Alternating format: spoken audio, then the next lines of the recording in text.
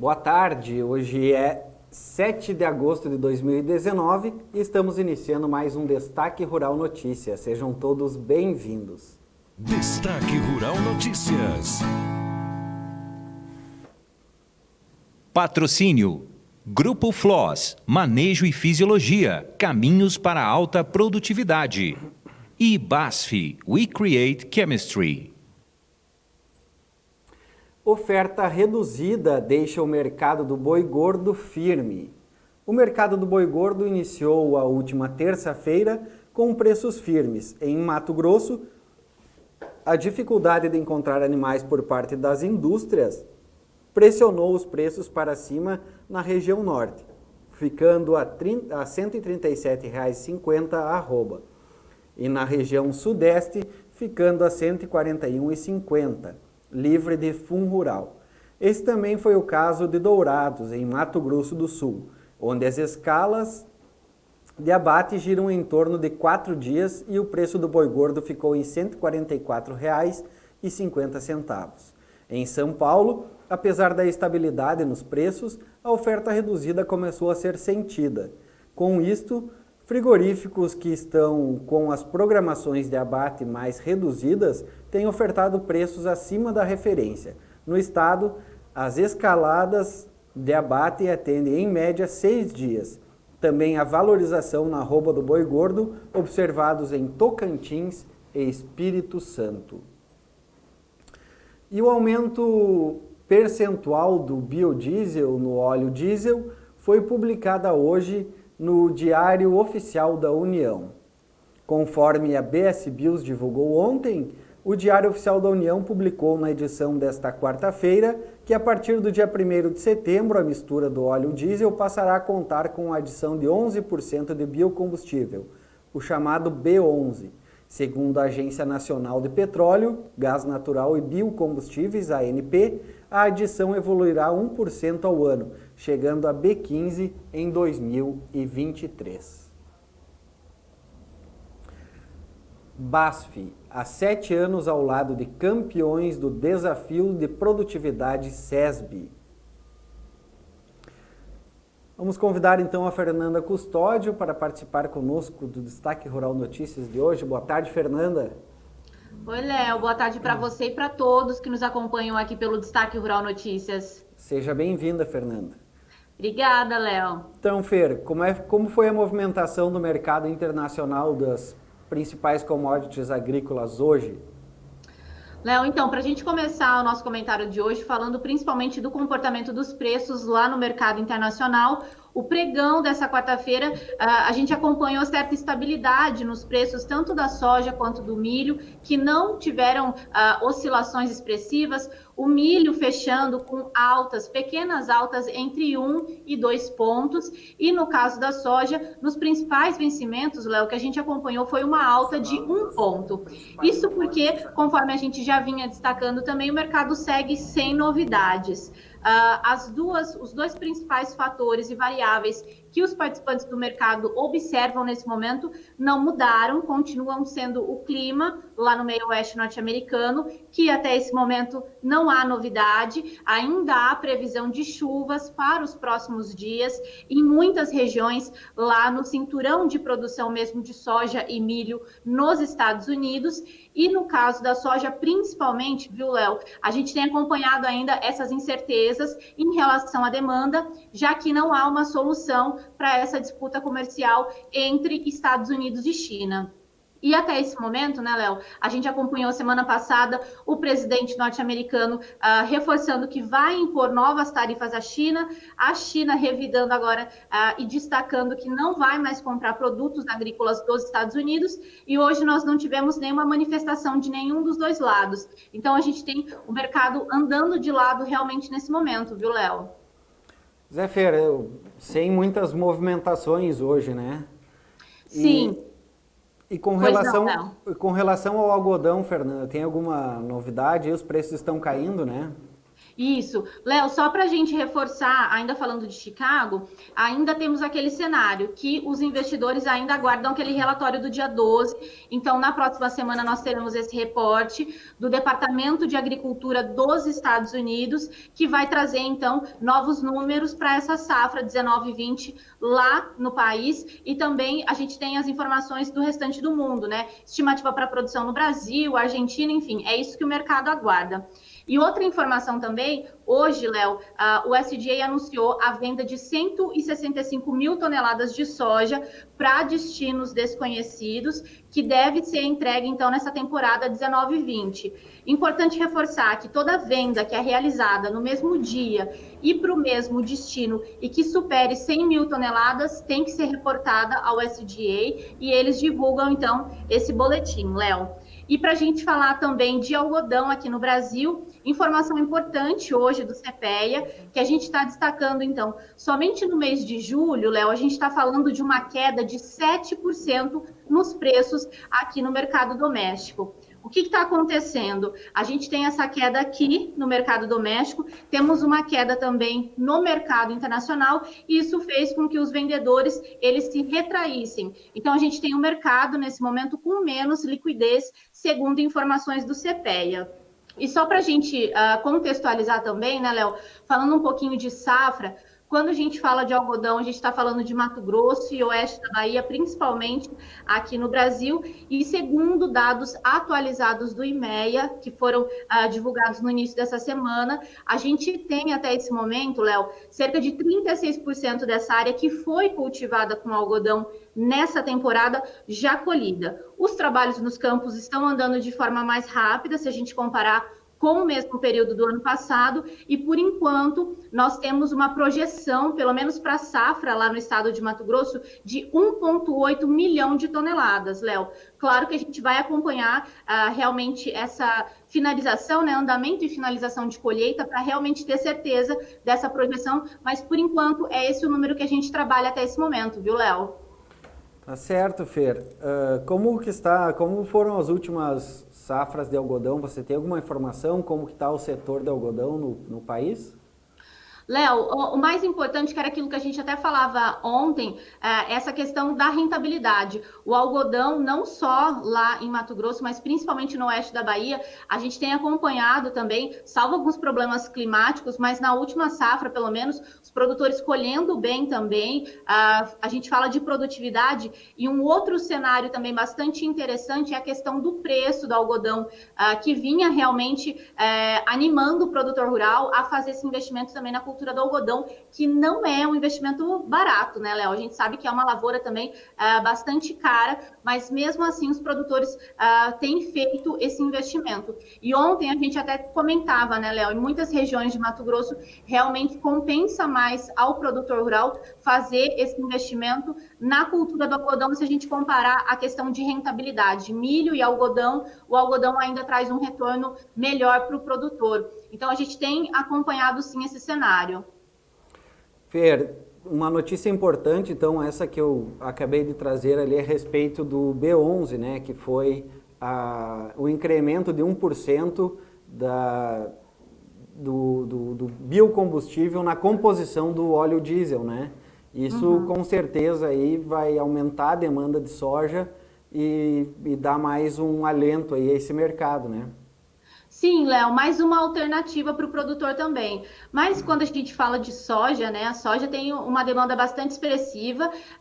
Inclusive, Léo, tem muita gente falando agora dessa questão da guerra comercial entre Estados Unidos e China, que essa demanda ela pode se virar também aqui para a América do Sul, e principalmente o Brasil acabar abastecendo essa demanda da China, que é uma demanda bastante considerável. A China é a principal compradora de soja quando a gente considera a questão mundo, apesar de algumas preocupações ainda, né, Léo? Principalmente com a questão da peste suína, que a gente acompanha essa propagação da doença lá na Ásia de uma forma geral, mas a China ainda tem a situação mais grave, a gente ainda acompanha na China, tanto é que a gente tem feito, na verdade, acompanhado esses números da FAO, que semana a semana tem atualizado o número de animais eliminados, e principalmente a gente vê o número de focos crescendo. Então, há essa preocupação também com essa demanda, principalmente por conta do farelo. Mas é uma situação que a gente está acompanhando de perto e também noticiando aqui, viu, Léo?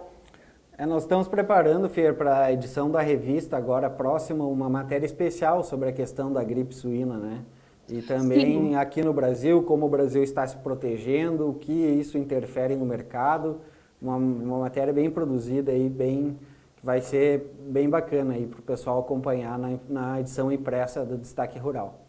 Isso mesmo, Léo. Inclusive, só para reforçar, faz, se eu não me engano, umas 2 semanas que o MAPA também reportou informações de todos os cuidados que estão sendo tomados para que realmente a gente não fique com essa situação tão exposta em relação à peste suína aqui no Brasil. Porque a gente sabe que não tem um controle e depois que realmente há comprovação da doença no animal, não tem o que ser feito, né, Léo?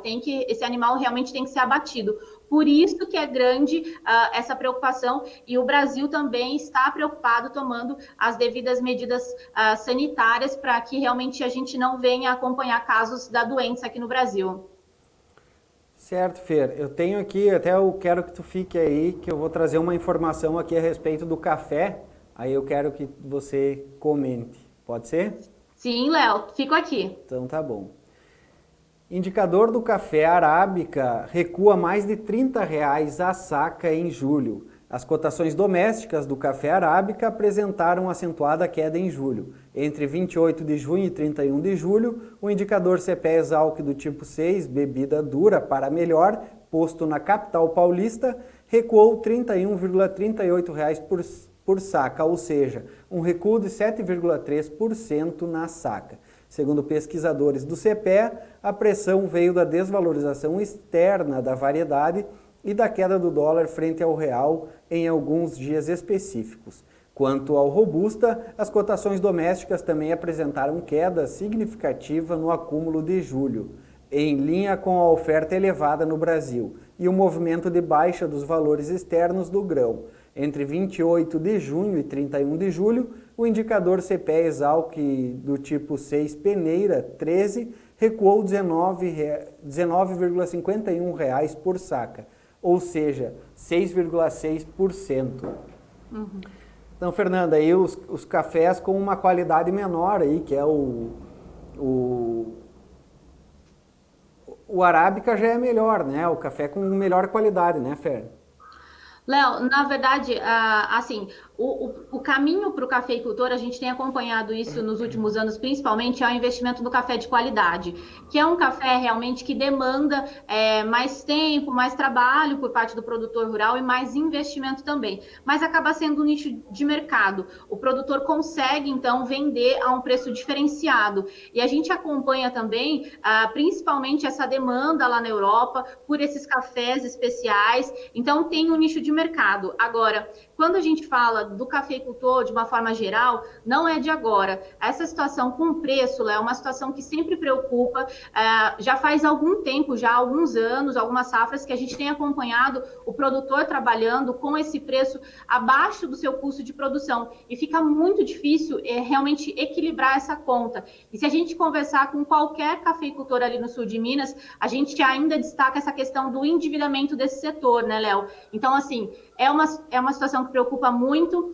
Nós tivemos nessa safra também geada, a gente noticiou aqui no Destaque Rural Notícias e também no site qual o efeito da geada também nos cafezais, que em muitas regiões os produtores tiveram perdas, e principalmente para a próxima safra, pensando já, né, Léo? Porque agora a gente está finalizando colheita nesse momento, mas já há uma preocupação com a próxima safra, principalmente depois do efeito dessas geadas. Então, realmente é um cenário muito preocupante e toda safra a gente acompanha esse cenário. Vida de cafeicultor não tá fácil, viu, Léo? Pois é, Fer, a gente tem acompanhado, né, não tão de perto, tu que está em São Paulo, fica mais próximo aí dessa realidade, né, Então tem essas, mas é uma queda bem expressiva, né, mas essa queda é normal agora durante a colheita ou ela realmente é devido a uma demanda mais enfraquecida e também o dólar tem um impacto importante aí nessa questão? Sazonalmente, Léo, é aquilo que a gente sempre fala. Quando tem, a gente está em andamento de colheita, a gente tem maior disponibilidade de produto, a consequência realmente é esse preço baixar. Mas o que a gente acompanha, da experiência que eu tenho enquanto repórter e que acompanho essas informações, né, Léo?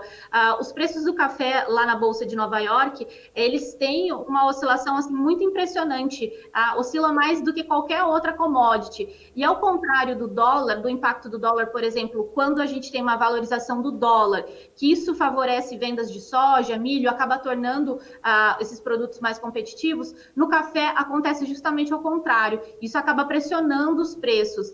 E lá também a gente acompanha no mercado de café, pelo menos, essa movimentação dos grandes fundos. Então, eles entram comprando muitas posições e saem vendendo também numa velocidade muito rápida. E o mercado de café é muito sensível. Para quem está nos acompanhando agora, a gente pode perceber. O mercado, se falar em seca, em qualquer informação, o mercado sobe muito. Se falar que está chovendo ou uma previsão de chuva, vai cair um pingo de chuva em Minas Gerais, os preços já caem bastante lá na Bolsa de Nova York. Então, é um mercado muito mais sensível a esse tipo de informação. Diferente, por exemplo, no caso de soja e milho, onde há uma precificação, quando a gente tem preocupação com o clima, quando a gente tem preocupação com demanda, que é o caso agora dessa disputa comercial entre China e Estados Unidos. Então, assim, é um mercado realmente mais sensível, viu, Léo? E é por isso que muitas vezes o cafeicultor sofre bastante com essas oscilações bem expressivas lá no mercado internacional e que acabam chegando também aqui ao mercado interno e, consequentemente, ao produtor brasileiro. Tá certo então, Fernando. Muito obrigado pela tua participação.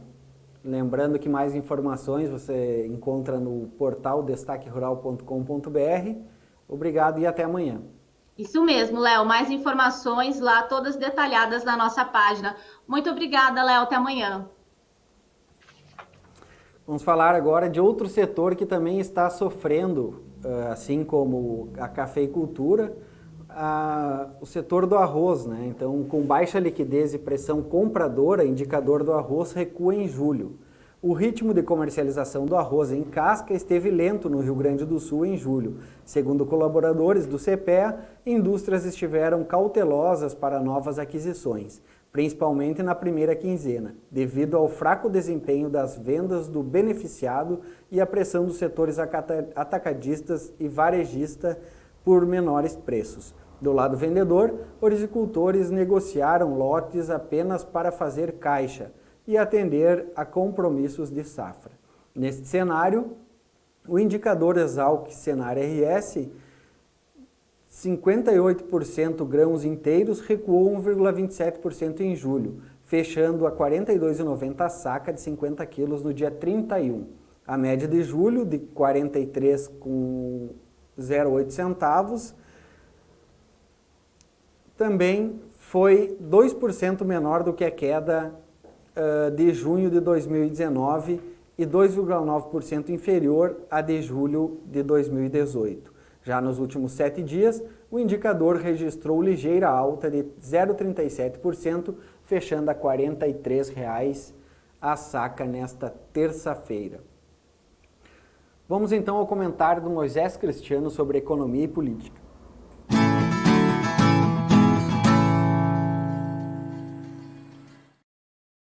Olá amigos da Destaque Rural, tudo bem? Eu sou Moisés Cristiano, estou de volta hoje para comentar um pouco mais sobre economia. Lembrando que ontem a gente teve aí a votação em segundo turno do texto base da reforma da Previdência e isso é muito significativo. Quero explicar por quê. Isso mostra aí que o governo brasileiro como um todo está preocupado com as reformas e que isso também vai promover aí o equilíbrio fiscal.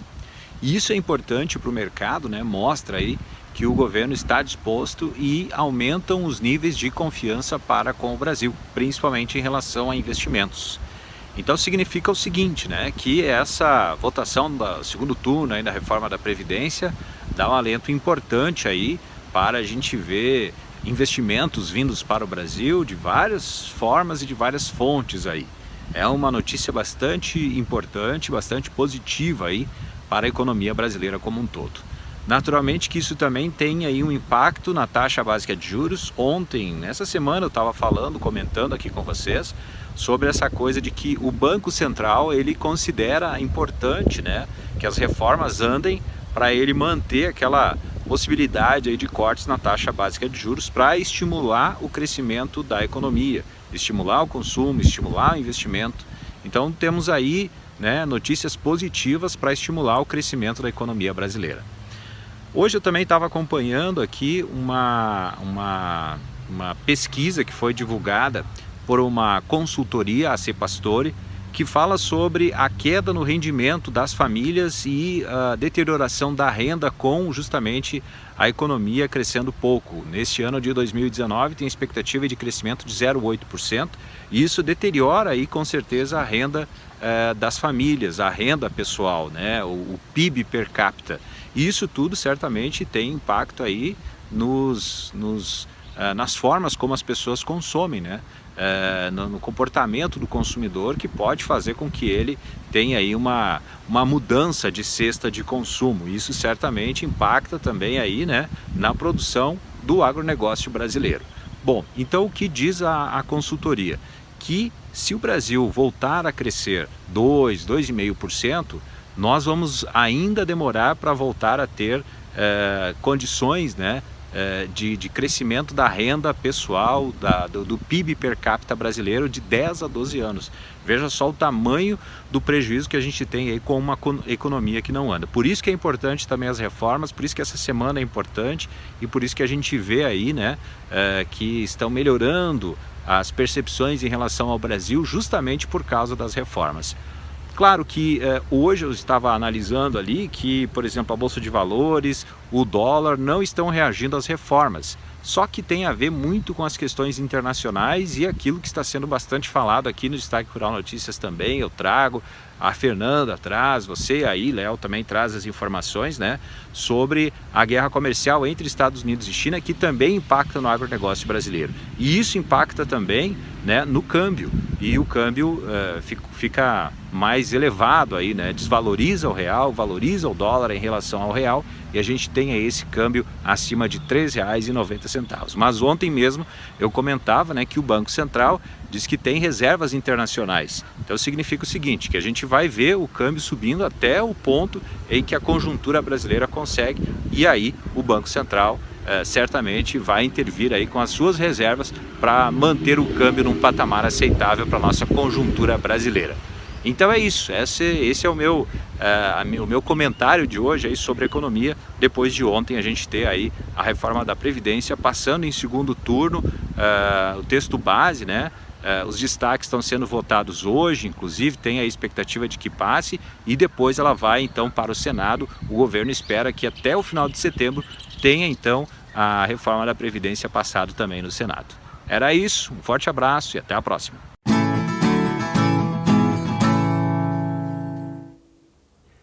Com as informações do Moisés Cristiano sobre economia e política, nós encerramos o Destaque Rural Notícias de hoje. Lembrando que mais informações você encontra no portal destaquerural.com.br. Informações sobre clima, mercado, também sobre as principais culturas, soja, trigo, milho, café, algodão, também pecuária no portal destaquerural.com.br. Uma boa noite a todos e até amanhã. Destaque Rural Notícias. Patrocínio: Grupo FLOS, Manejo e Fisiologia, Caminhos para a Alta Produtividade. E BASF, We Create Chemistry.